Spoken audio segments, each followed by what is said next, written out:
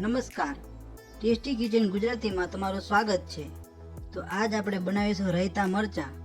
તો રાયતા મરચાં બનાવવા માટેની સામગ્રી આપણે જોઈ લઈશું. જેમાં મરચાં છે જેને આપણે ઊભા કટ કરી લીધેલા છે. પછી આ રાઈના કુરિયા છે, આ મીઠું છે, આ અધકચરી ખાંડેલી વરિયાળી છે અને હળદર છે.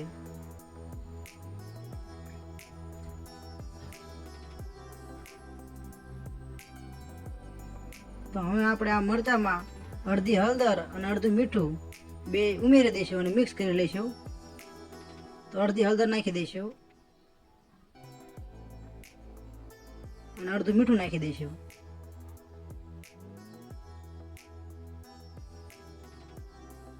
આને આપણે હાથથી મિક્સ નથી કરવાનું, આવી રીતની કોઈ પણ વસ્તુ લઈ લેવાની છે જેનાથી મિક્સ કરી લેવાનું.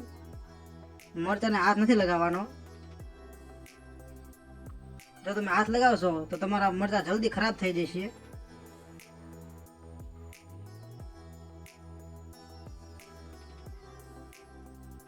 આવી રીતે જારો અથવા કોઈ પણ ચમચો લઈ અને મિક્સ કરી શકાય છે. જો તમને આ અમારી રેસીપી પસંદ આવે તો વિડીયોને એક લાઈક કરજો અને આવી અવનવી રેસીપી જોવા માટે અમારી ચેનલને જરૂરથી સબસ્ક્રાઈબ કરજો. તો આ વધેલું મીઠું અને હળદર બે આપણે બીજી વાર ઉમેરી દઈશું.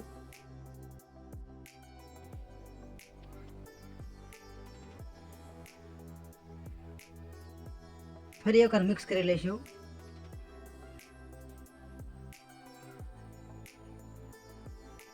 તો આવી રીતના મિક્સ કર્યા પછી આપણે 15 મિનિટ માટે ઢાંકી દઈશું.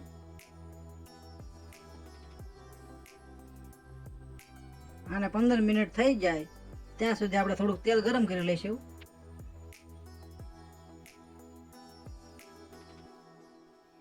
તો તેલ ગરમ કરવા માટે આપણે આવી રીતના તેલ આટલું લઈ લઈશું.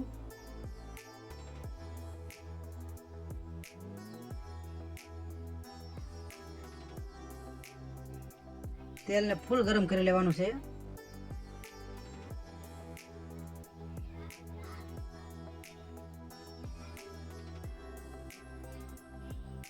તેલ ગરમ કરવા માટે આપણે ગેસને ચાલુ કરી લઈશું.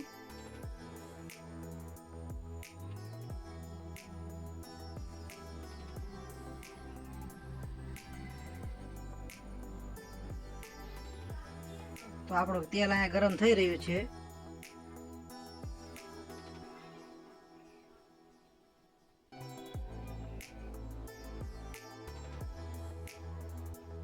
તો આપણું તેલ અહીંયા ગરમ થઈ ગયું છે અને ગેસને બંધ કરીને તેલને નીચે લઈ લઈશું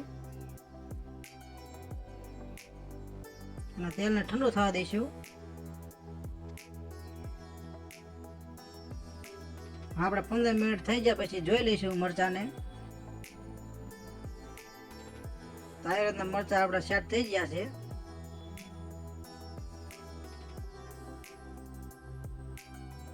એને થોડા હલાવી લઈશું.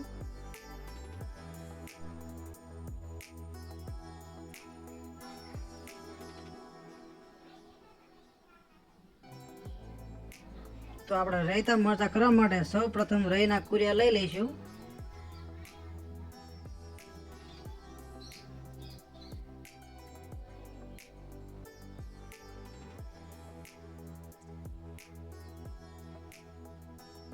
પછી થોડુંક તેમાં મીઠું નાખીશું.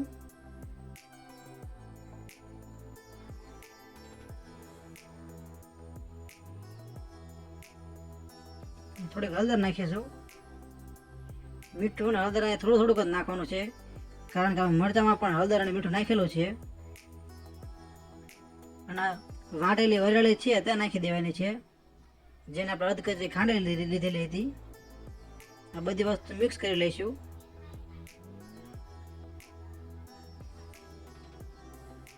તેલ ઠંડુ થઈ જાય અને જેવું તેવું જ ગરમ રહેવા દેવાનું છે. પછી તેનામાં નાખી દેવાનું છે. જો આપણે ગરમ તેલ નાખશું તો રાઈના કુરિયા બધા બળી જશે. એટલે તેલને ઠંડુ થવા દેવાનું છે. જેવું તેવું ગરમ રહે તેવું તેલ નાખવાનું છે.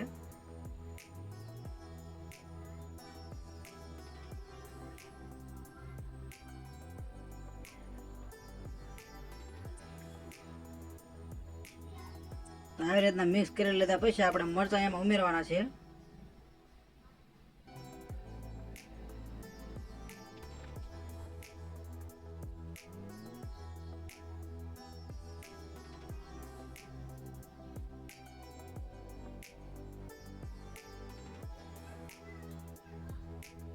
તો આપણે બધી વસ્તુ મિક્સ થઈ જશે અને હવે તેમાં મરચાં નાખી દઈશું. તો આવી રીતના મરચાંને લઈ લેવાના છે. મરચાંનો આપણે હાથ તો અડાડવાનો જ નથી.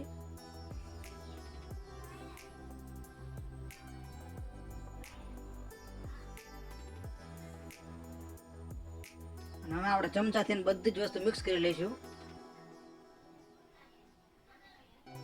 વઘાર અને મરચાંને સારી રીતે મિક્સ કરી લેવાના છે.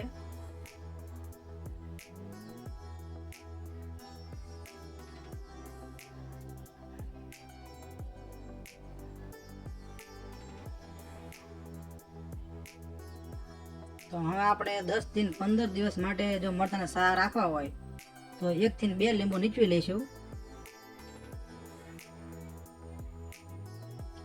1 થી 2 લીંબુ નીચવાથી મરચાં આપણા 10 થી 15 દિવસ માટે સારા રહેશે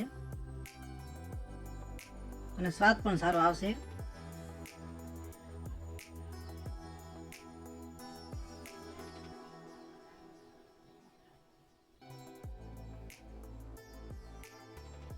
તો લીંબુ નીચવા પછી થોડી વાર આપણે હલાવી લઈશું.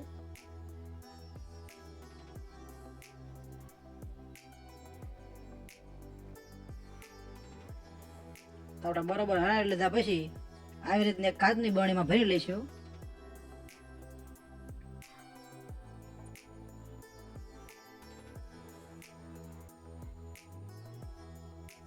આવી રીતના બધા જ મરચાં કાચની બરણીમાં ભરી લેવાના છે.